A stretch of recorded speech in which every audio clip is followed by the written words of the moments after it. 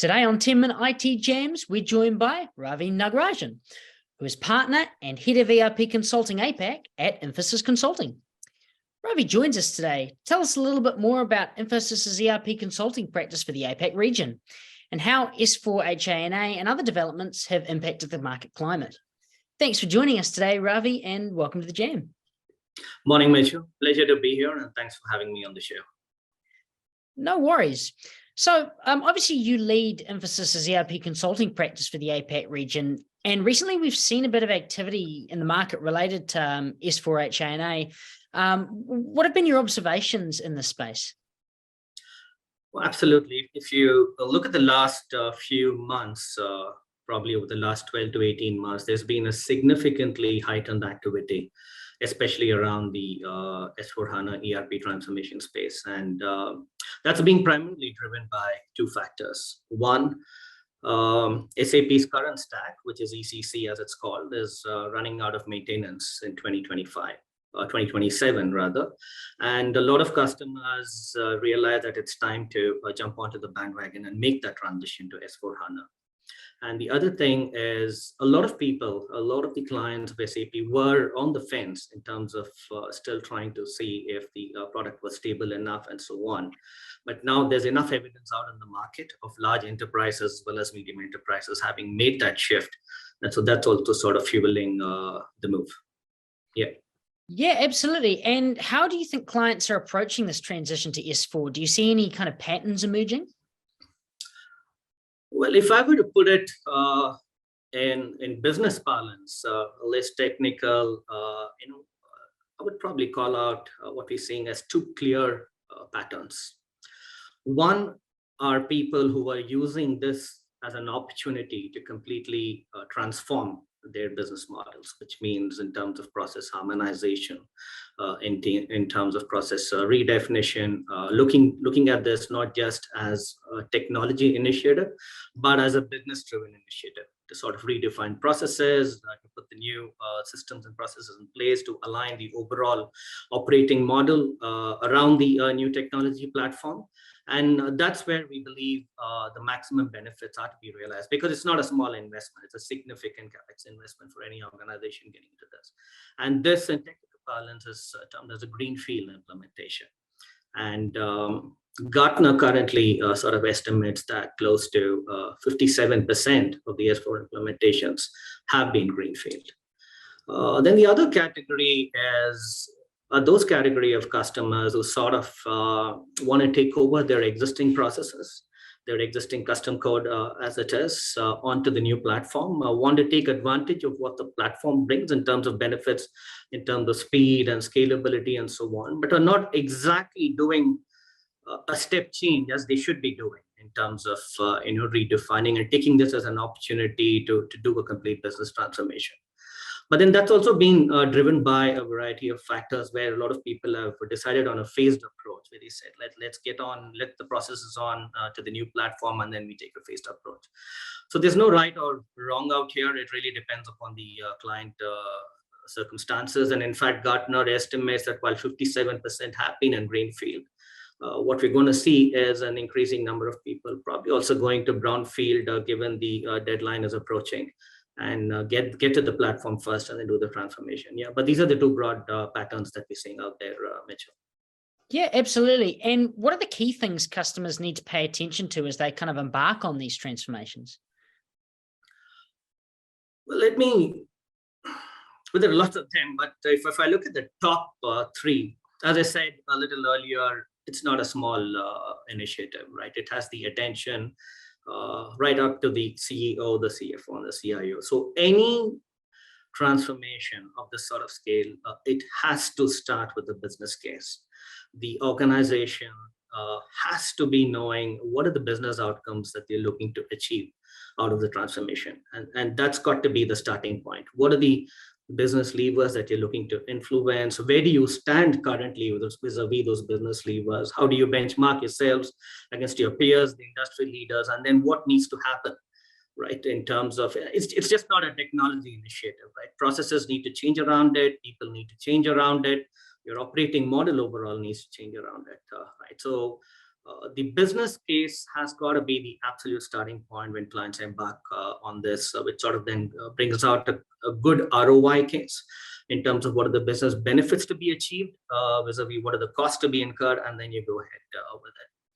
The second one, could not stress on this more, executive sponsorship. Currently, we've got close to 4 to 5 S4 transformations happening in the region. And the ones where the success is best is where the C-suite is very closely involved, right? And when I say the C-suite, it's just not the CIO. Increasingly, you have the CFO for sure, absolutely involved in any technology transformation of this scale. And there are a couple of transformations where we're seeing where the CEO has pretty much rolled up his sleeves and is into pretty much the thick of what's happening. The advantage it has is that the business community and the users know that this has got the attention of right up to the top brass, and they need to come to the party, otherwise things will be noticed. So the exec sponsorship absolutely critical. And finally, change management. Right, this is such a sort of understated, underrated thing in technology business transformations. So if you look at it, even when clients embark on transformations, there's a big budget to be paid. Partners such as us, there is a budget which we share. Pretty much normally, the first one which sort of goes in terms of budget cut when you go to this is change management. And that's the last thing which should be going out, because you can put the best systems out there. You could have sort of a Rolls Royce out there, right? But if you've not taken the sort of care on the change management side in terms of educating the business teams, the IT teams, the end users in terms of the change which is coming, constant communication, what they need to adapt to in terms of ways of working, you're going to face a lot of resistance as you sort of near the goal post. And at the end of the day, the success of the transformation is how well it's adopted by the users, right? So if you have a fantastic system, but it's not being used by the users, and it's less than 20-30% adoption, while you might say, yes, I've got a great, well-configured system, the transformation has failed. So I think these are the three I would absolutely call out as things people need to be clear about. Yeah, absolutely. And you touched on a couple briefly, but what do you see are the common issues and challenges that you're kind of observing as people embark on transformations? Yeah, it's sort of it's an interesting question. It's sort of very closely interlinked to the previous one, where we said what do they need to look out for, and it's sort of very closely linked to the challenges as well. Right now, I sort of probably look at two of them. One is I spoke about exec sponsorship from the client. What's also important is business user involvement.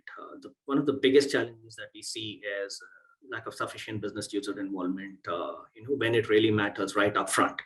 And as a result, what happens is when you come to the business end of the implementation, there are lots of stuff which come up which should have been caught much earlier in terms of business blueprint not having been thoroughly reviewed, or resistance, or people not know, and then it leads to sort of scope creep, and then sort of it has a cascading effect on every single thing after that. So business user involvement, one of the key challenges that we see and we stress upon in every single transformation that we go into. And the second one is data. Could not stress on this more. The data track is a track which every single SI worth its salt, every single partner worth its salt starts off right at the beginning. Again, needs very close business involvement, because at the end of the day, all of the right data needs to migrate from your existing platform onto your new platform, and which means in terms of the data quality needing to be really good. If the data quality is not good, you're not going to be able to do your user training, your user acceptance testing, cut over everything, and then you might have done great until that point in time, but it has a really detrimental effect, and it's seen so often that turns out to be the bugbear. So these are the two main challenges we see in most of the transformations that we're involved in. Yeah, fantastic. And just to finish off, obviously you've got so many of these best of breed solutions out there in the market. How are clients approaching the overall enterprise stack in this space? Yeah, that's incredible, because no longer, I mean, I've been in this space for close to 20 years now. leading multiple transformations, either in the delivery capacity or in leadership capacity. And gone are the days when it was a single monolithic ERP as it used to be before, right? With so many best of breed solutions out there, SaaS solutions, point solutions, analytics solutions, and so on. Clearly, the call of the hour, clients are moving towards a hybrid agile architecture. Right. So increasingly, and that's one of the skills which is most in demand out in the market, the right enterprise architects who can sort of make sense of the different elements out there. Yes, the core will still be your digital core, which will be the ERP, but not everything around it will need to come from the ERP. There's multiple best of breed solutions, multiple best of breed integration platforms, and so many of these, and all of these need to work together in a very seamless, interoperable manner. So what we're seeing out there is clearly an agile hybrid architecture sort of trend, and that's going to stay the more we go forward. More modularity, more composable ERP, as Gartner calls it. That's what's going to be. Yeah. Absolutely. Yeah. Look, again, thank you so much for joining us today, Ravi. And we really look forward to hearing more insights from you guys at Infosys Consulting in the future. Thanks, Mitchell. Thanks for having me on the show. Pleasure to share my perspectives. Thank you.